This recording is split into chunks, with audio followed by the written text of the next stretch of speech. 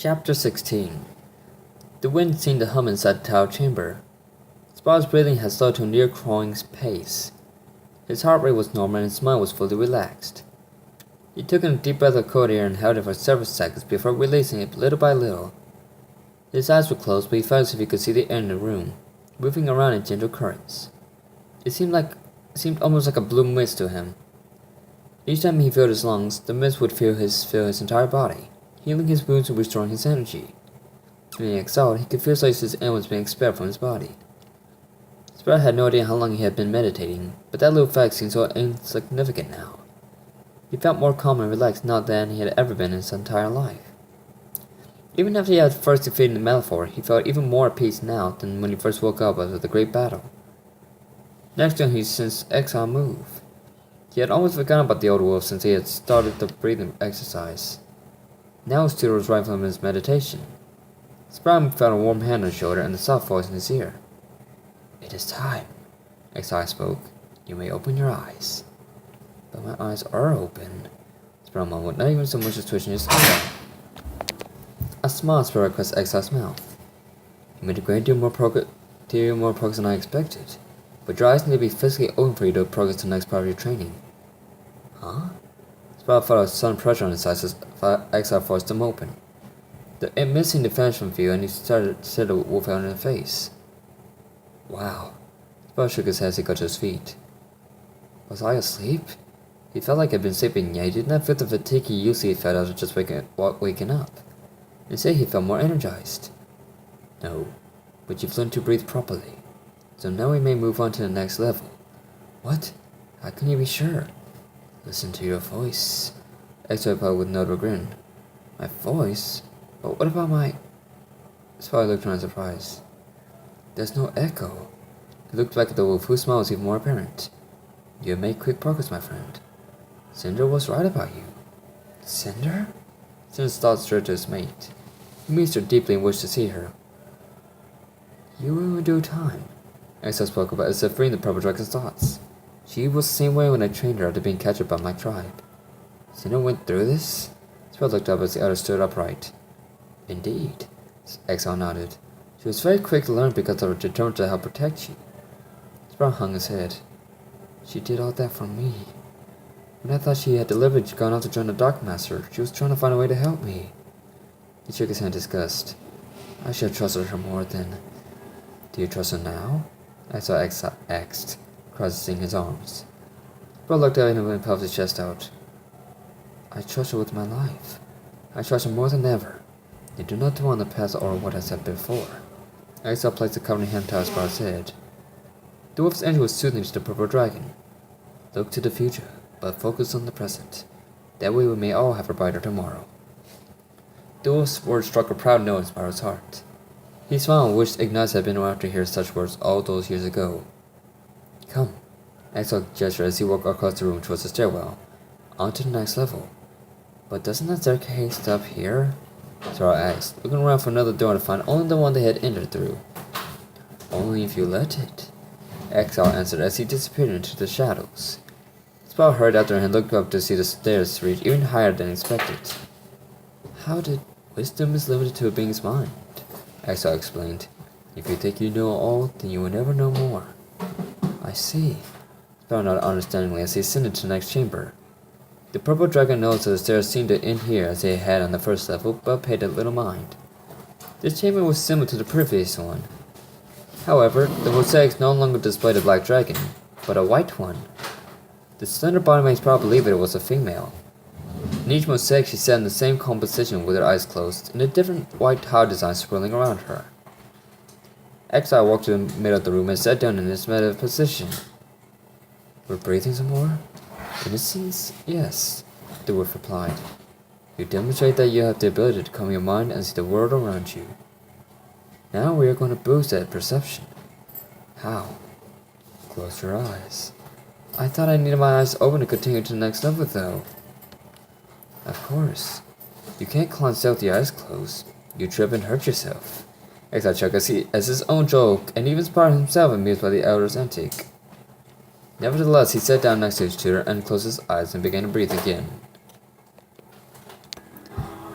After about a minute, he felt his senses relax. His body started to tingle and his blood temperature increased slightly. The tower was chilly, but the positive energy warmed him to the core. Spyro's mind drifted back to the state it had been in just a few minutes before. Yes, people, that was my roommate shouting about stuff. Sorry. The currents of blue mist were visiting him in his mind's eye. He inhaled and drew in the soothing vapor, allowing it to cleanse him from the inside out.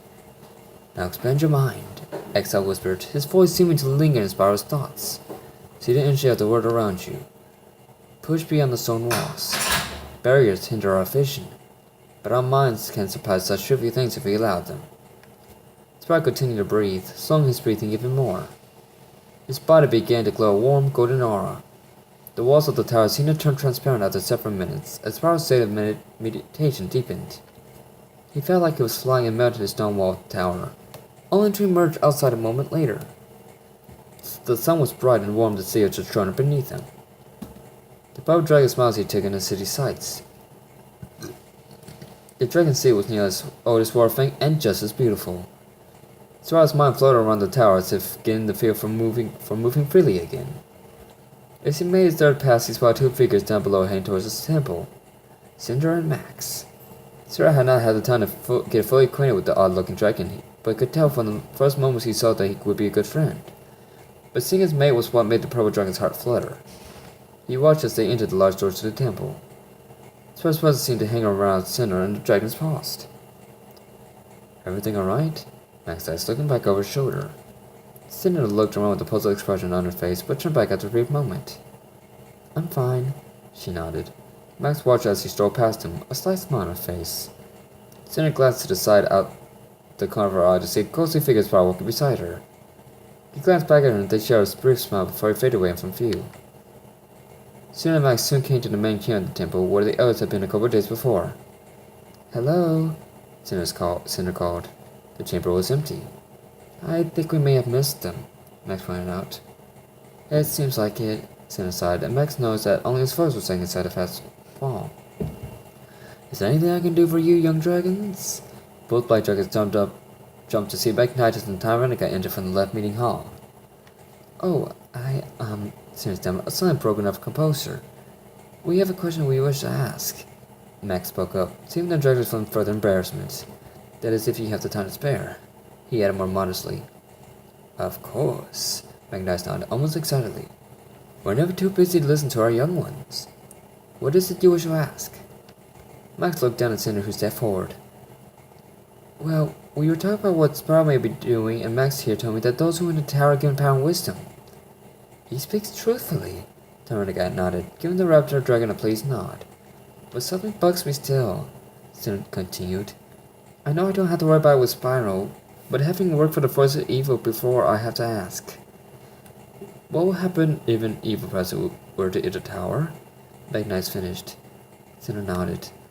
The lightning outer smile walked towards the main entrance past Cinder and Max. Tyrannica followed as well as the two youngsters.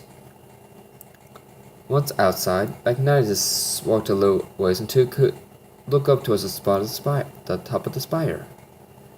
Back when the tower was first built, my ancestors were accompanied by an oracle in the society. The oracles were dragons of no known element, but possessed the ability to use the magic of the world around them to their benefit. My great ancestor persuaded the oracle of his time to cast a spell onto the structure, blessing it and protecting it from the dark forces of the world. How do you know the spell works? Cinder asked curiously. We don't, Magnitus replied, causing the black dragons to stare at one another with wide eyes. We put our faith in our ancestors as we put faith in you young ones as our descendants. I see, Cinder scratched her chin thoughtfully. I suppose that makes sense. Though I'd hate to think of what may happen if an evil force truly did make it inside. We rely on the spirits of our ancestors to keep such a sacred place protected, Tyrannica spoke up. If they were truly unworthy of such a power, then the divine beings of our world would deal away with them. Now, I have a question, Max piped up. How long does it take for a dragon to reach a new level of power and wisdom? It all depends on the dragon and how strong of a heart, soul, and mind they are, Magnitus replied. Maybe days or even weeks before they come out. Weeks? Both blackjack exclaimed in unison. That's, Sin's voice shut off, a really long time. I hope Spyro will be alright with exile. I'm sure he'll be fine, Max assured and draped a comforting wing around her. I mean, he's a purple dragon. That has to count for something, doesn't it? Indeed, Magnus nodded in agreement. Is there anything else you youngsters would like to know? Well, Sin paused to think. As the dragons went about the conversation, Spyro slipped away, but not up to make sure some of his essence stayed with Cinder to let him know he was still around. Now that you have that out of the way, Exile's voice seemed to speak in his mind. Let us continue. Spyro felt his heart skip a couple of beats. He took in another deep breath and continued to deepen his concentration. He saw and seemed to take off to the sea of Citrona. He felt his essence spread across his fog-covered mountain wastes and beyond. A rush of excitement seemed to envelop the purple dragon as he soared over the plains and forests. Spyro's soul was shone with joy and excitement at the rush that filled him with life and energy. However, the excitement soon faded as Spyro soared over the dragon's tail forefang. Down below he could see plums of smoke from the fires that still burned throughout the city. The bodies of wolves, moles, and man-weary moths littered the courtyards and halls. Spyro would have thrown up on the side of it all if he could have. Instead, he focused in for a closer look on the city. He started in on the temple, and, much to his surprise, found it intact. As he came to rest over the outer platform at the top of the stairwell, he found a dark presence within the temple. He could see a familiar, evil purple glow deep inside. Just as he was about to enter, a wave of dark energy burst from the shadows and sent him flying back. Spyro cried out in shock as he was flung back across the landscape, over the forests, plains, ocean, and mountains. Just as he went shooting back up, he saw some familiar figures marching obediently through the mountaintops. A split second later, Spyro was snapped back into his physical state and flung against the wall. Exile's eye opened and he heard over the purple dragon who was picking himself up off the floor. Are you alright, Spyro?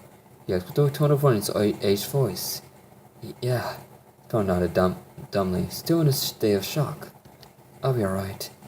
What did you see that could have forced you out of such a state? It must have been a power that rivals yours. I don't know. Spyro hung his head and shook the spots on his vision. I didn't see anything. That's the problem. He looked up to Exile. But what I did see was wolves.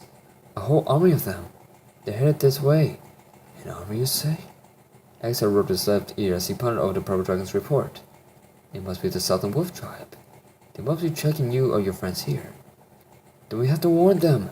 Spyro turned towards the stairs. Spyro! Exile barked, causing the purple dragon to stop dead in his tracks.